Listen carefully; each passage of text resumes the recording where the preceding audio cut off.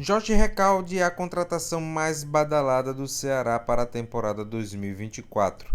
O paraguaio de 31 anos chega para ser a referência técnica e liderar o Vozão em busca dos títulos.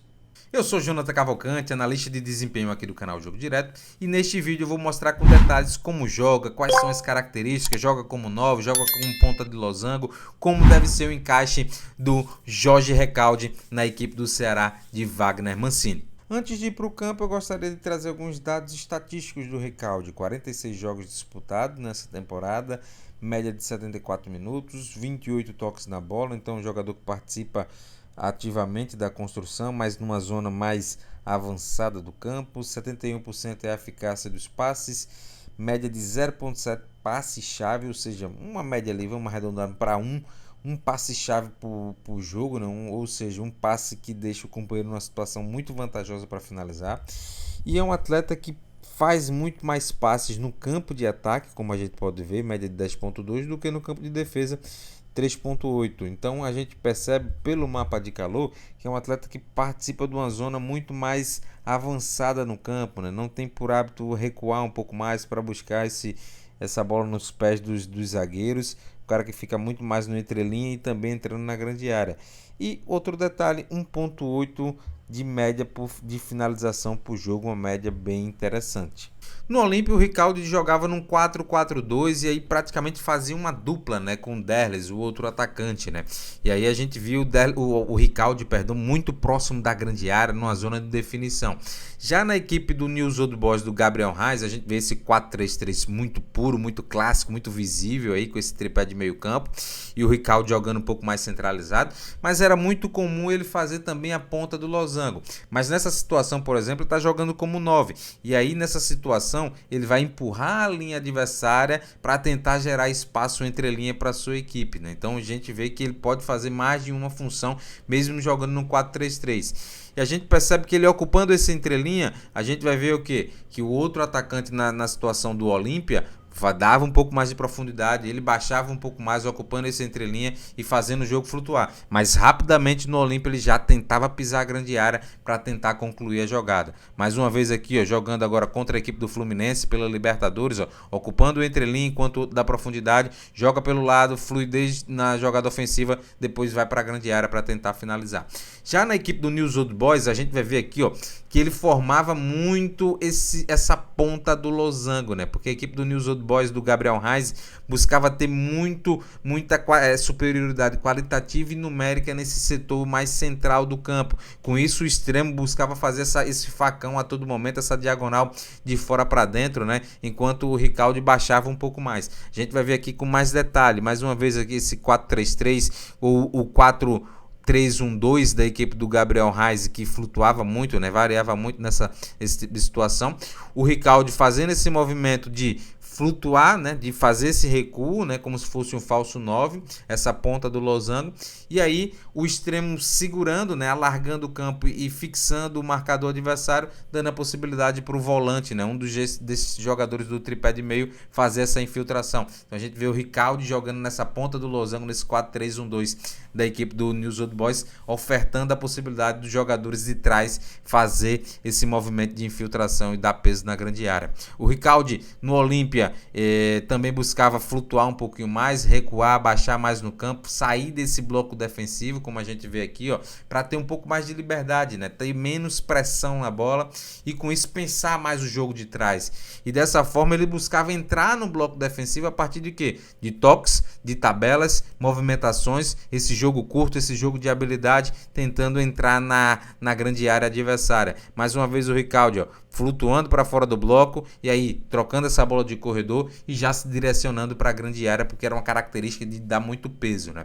No News Old Boys, ele flutuando para fora do bloco, mas agora para quê? Para também pensar o jogo e buscar já essa pifada, né? Para quem? Para o extremo que tá fazendo esse facão, fazendo essa diagonal de fora para dentro, receber e tentar o gol, e aí no rebote sai o gol da equipe do News Old Boys. Agora a gente vai ver com detalhe o que? A capacidade de um toque do Recalde. Mas antes eu queria pedir a você para deixar o seu like, se inscrever no canal para ajudar a gente a bater a meta de 10 mil inscritos ainda nesse mês de janeiro. Ó, e outra coisa, hein, torcedor do Ceará, Quem assistir até o final vai perceber um detalhe que ninguém mostrou ainda e que você só vai ver aqui no canal do Jogo Direto referente ao Riquelme. Capacidade de um toque, né? Flutuando no entrelinha, de letra já deixa o cara na situação de 1 contra 1, ó, de cara pro vento, ele e o goleiro para fora.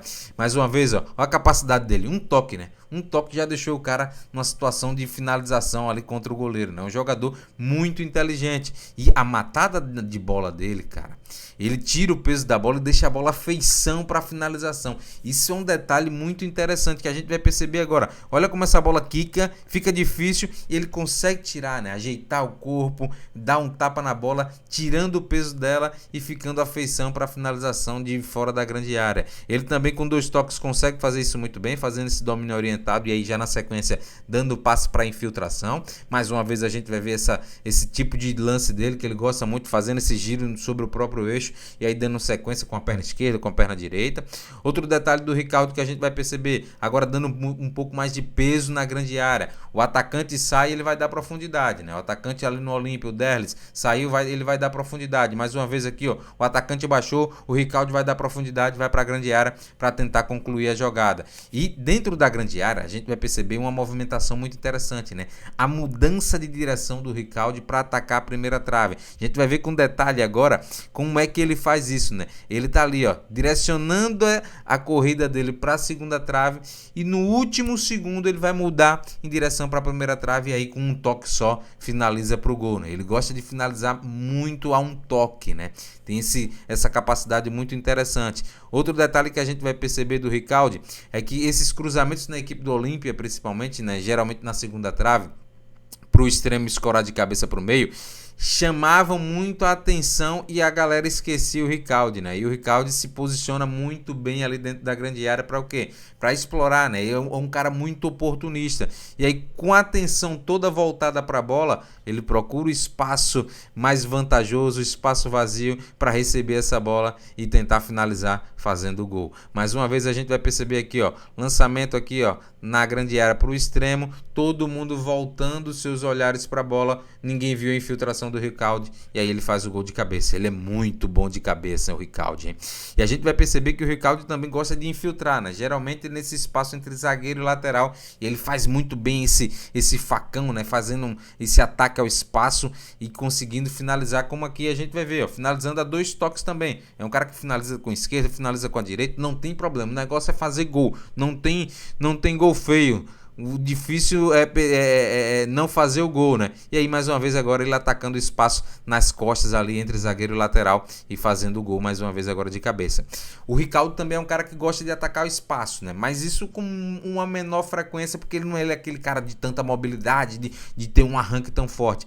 Mas a gente percebe em alguns momentos, por exemplo, aqui no Olímpia, ó, ele atraindo a marcação do zagueiro e aí gerando esse espaço nas costas do zagueiro, ele mesmo vai atacar. E aí não conseguiu levar vantagem que o zagueiro se recuperou, mas isso acontece com certa frequência, né? No News Old Boys a mesma situação, atraiu a marcação, atacou o espaço, aí um toque genial para ele que ele deu de calcanhar e a finalização na trave. Em outros momentos vai atacar esse espaço entre os 2 zagueiros, né? Buscando sempre atacar a profundidade entre os 2 zagueiros, recebendo essa bola no ponto futuro. Contra o Santos conseguiu fazer isso muito bem, driblou o goleiro, mas não conseguiu obter ângulo para finalizar.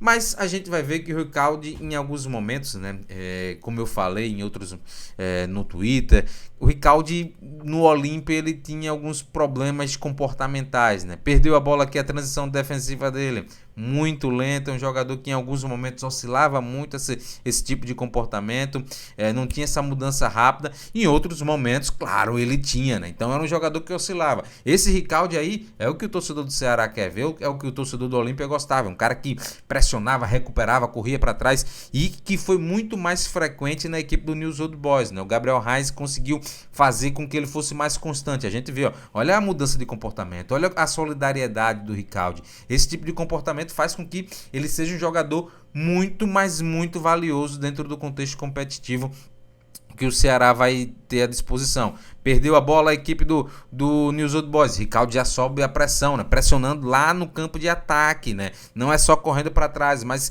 pressionando para frente, né? Pressionando ainda no campo de ataque para tentar recuperar essa posse de bola. Então essa mudança de comportamento do Riccaldi no News Old Boys ela foi muito mais constante do que na equipe do Olímpia, né? Em bloco baixo a gente vai perceber que o Riccaldi não participa tanto, fazendo só aquela famosa sombra ali, quando essa bola tá ali com os zagueiros, ele tenta subir uma pressãozinha, vai girando para um lado, girando para o outro, direcionando a pressão, não volta tanto, ficando ali mais ou menos na intermediária defensiva, e aí em alguns momentos a gente vai perceber também que num bloco médio o Riccaldi era um jogador que demorava a dar esse start também, né, nessa mudança de comportamento, né, oscilando também, mas depois subia com uma certa demora, mas conseguindo subir. Em outros momentos já era um cara mais ativo, fechando linha de passe por dentro, subindo a pressão também, se comunicando. Então era um jogador no Olímpia que oscilava muito essa sua atitude dentro de campo. Já na equipe do News Old Boys não, já tinha um comportamento muito mais ativo, de aí direcionar a equipe pro lado, de fechar o passe no zagueiro e subir a pressão nesse bloco médio, né, para tentar tirar a tranquilidade da construção da equipe adversária, ele fazendo isso muito bem.